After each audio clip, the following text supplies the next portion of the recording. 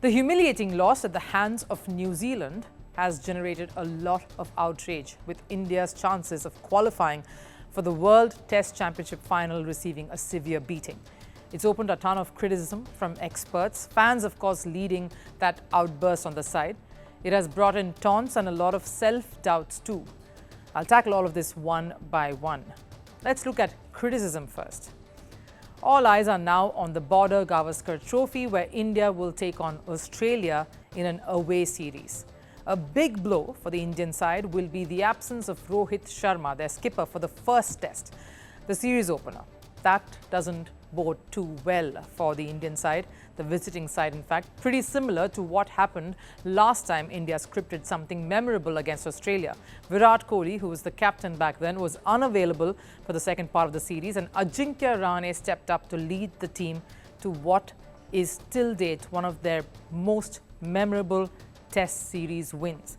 Now, even before India has named the stand-in skipper for that match that Rohit Sharma will miss, commentator, former cricketer Sunil Gavaskar has jumped in saying that it would be best to have one skipper captain India for the entire series instead.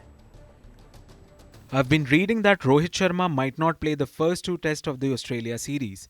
I feel that in that case, the selection committee should appoint Jasprit Bumrah, the captain of the side, for the entire Australia tour, and tell Rohit Sharma that you will participate as a player in the series.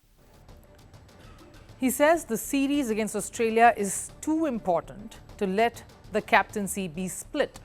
Rohit Sharma will have to relinquish that for the entire series to someone else. That's what Gavaskar has said, and it's opened a lot of reactions. That's not all. Many former cricketers have also weighed in on the debacle that India never dreamed of.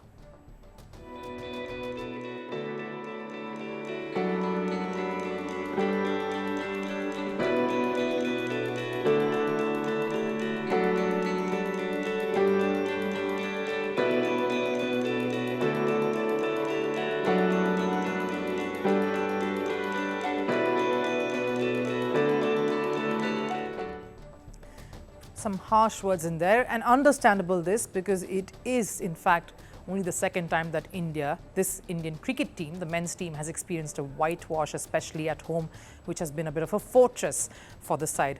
Now we come to the taunts. The biggest of them all has come from Pakistan and a former great, Wasim Akram, who said this.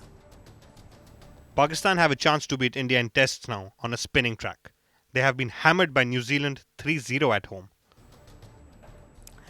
He says Pakistan can beat this Indian side. Now, I get the boast. After all, this side just handed a team like England a very comprehensive defeat at home. Their spinners ran riot and brought England to a resounding defeat. This statement by Akram has not gone down too well with many.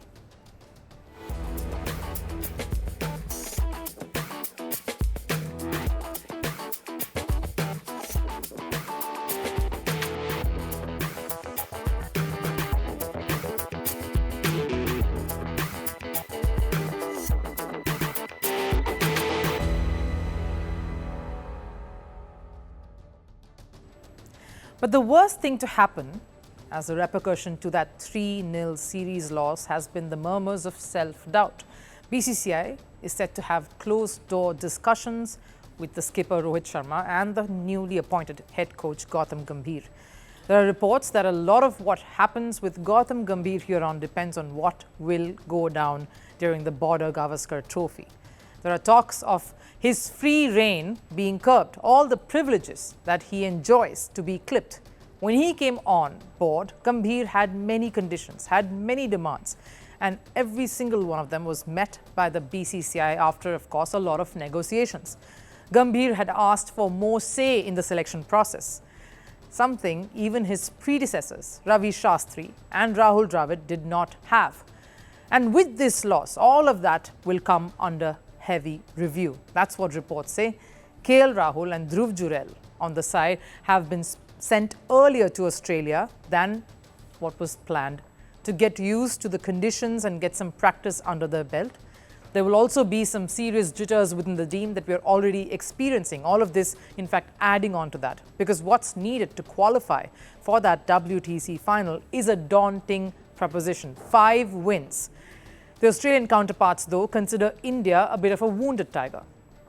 Their pacer, Josh Hazlewood, has in fact called India sleeping giants who you can't take lightly at any time, under any situation. More so now when they are under the pump, behind the 8 ball, but are hopefully gearing up to pounce. A challenging few months then awaits this Indian cricket team, and something in transition. Washington is all set for a presidential battle like no other. In less than 90 days, it's either going to be him or me sitting in the Oval Office. Kamala Harris versus Donald Trump. All we want is one simple thing: get out on Tuesday and go. A vice president versus a former president. As we head towards election night, Vantage will be live from the heart of the action. Speaking to voters in this final stretch, I'm still very undecided. Very close presidential race. tracking the campaigns as they make the last push. From exclusive ground reports to in-depth analysis, this is your one-stop destination for the presidential race. Join us on this special edition of Vantage, live from the White House in Washington, D.C.